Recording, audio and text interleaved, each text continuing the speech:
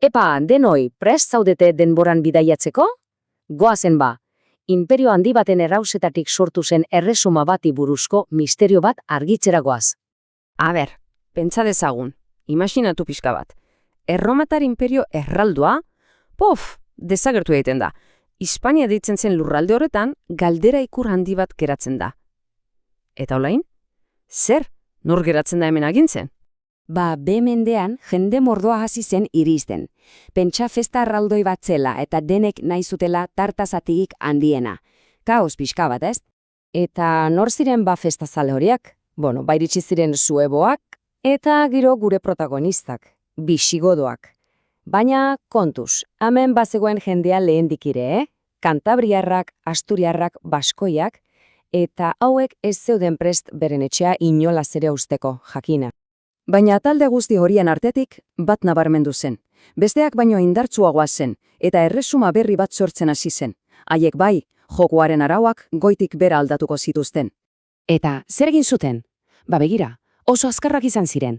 Toledo aukeratu zuten hiriburu. Zergatik Toledo? Ba penintsularen erdian dagoelako. Mapa batean txintxeta bat jartzea bezala da esanez. Ados, hemendik agindiko dugu denon gainetik. Noski, hori ezen egun batetik bestera gertatu, Pixkanaka joan ziren. Adibidez, Leovigildo izeneko errege batek sueboen erresuma konkistatu zuen. Eta horrela, borroken eta erabaki azkarren bidez lurralde osoa batzen hasi ziren. Baina, arazo potolo bat zegoen. Imaginatu futbol talde bat. Denek kamiseta bera daramate. Baina talde erdiak eskuarekin jokatzen du. Eta beste erdiak oiarekin. Zer gertatuko litzateke? Ba, kaos hutsa. Hori zen gertatzen zena. Erresuma hot utatzegoen mapan. Baina jendea banatuta zegoen. Orduan, galdera da, nola konpondu zuten errege bisigodoek nazpila hau, zer egin zuten denek arau berdiniekin jokatzezaten. Ba begira, hemen dator konponbidea. 2 pauso erraldoi eman zituzten. Bat, erreligioa. Esan zuten, hemendik aurrera denok erreligio bera izango dugu. Eta 2, legeak. Lege liburu bakarra egongo da guztiontzat. Eta horrela, 2 talde desberdin izatetik, talde bakar eta sendo bat izatera pasa ziren. Ez da ideia txarra, ez da? Eta adi data honekin oso garrantzitsua da. 5, 8, 9. 5 erane irarbetio 9 urtea. Urte horretan, Rekaredo erregeak erabaki zuen bisigodok guztiak katoliko bihurtuka zirela. Pum! Momentu horretan, erresuma osua fede beran azpian batu zen. Lehenengo pauso handia eman da zeuen. Baina falta zen bigarren pausoa, ezta? Ba, pixka bat geroago, Erresesbinto izeneko beste errege batek, puzlearen azken pieza jarri zuen. Lege liburu bakarra sortu zuen, bai bisigodoentzat, bai hispano-erromatarrentzat. Eta hori, kontuz, sekulako aldaketa izan zen. Berdin zion nondik zendo zen, legea berdina zen denontzat.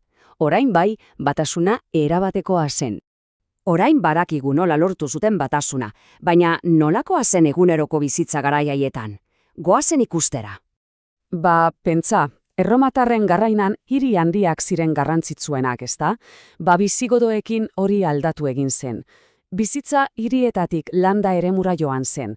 Nekazaritza bihurtu zen lanik garrantzitsuena. Jendeak hirietatik alde egin eta baserrietan bizitzen hasi zen.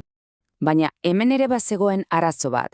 Imaginatu berriro tarta, ia tarta guztia pertsona gutxi batzuen eskutan zegoen, noblea beratsak eta goikargudun bisigodoak. Jendea erruntarentzat apurrak besterik ez ziren geratzen. Horrek jakina alde handia sortu zuen aberatzen eta pobren artean. Baina ez pentsa dena nekazaritza eta borrokazenik. Ez horixe, bisigodoek altzorzorragarriak utzi zizkiten, eta horiek erakusten digute zein artista onak ziren. Gudari bikainak ziren bai, baina baita artista paregabeak ere. Eta zertan ziren onenak? Batez zire metalgintzan.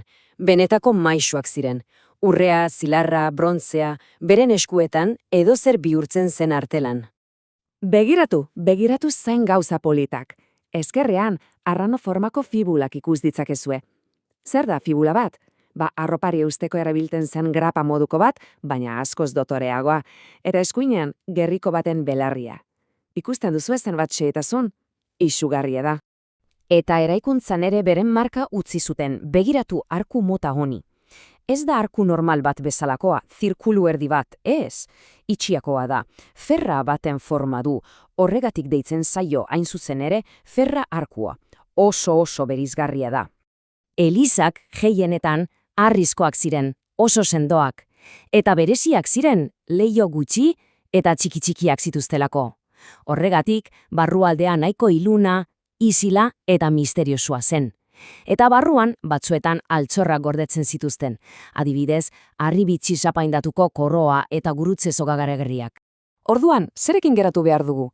Ideia nagusia hauze da. Bisigodoek lurralde zatikatu bat hartu eta erresuma bakar eta sendo bihurtu zutela. Eta gakoa zein izan zen, erlegio bakarra eta lege bakarra guztiontzat. Horixe izan zen beren formula magikoa. Ia 300 urtez gobernatu zuten, baina zer gertatu zen gero?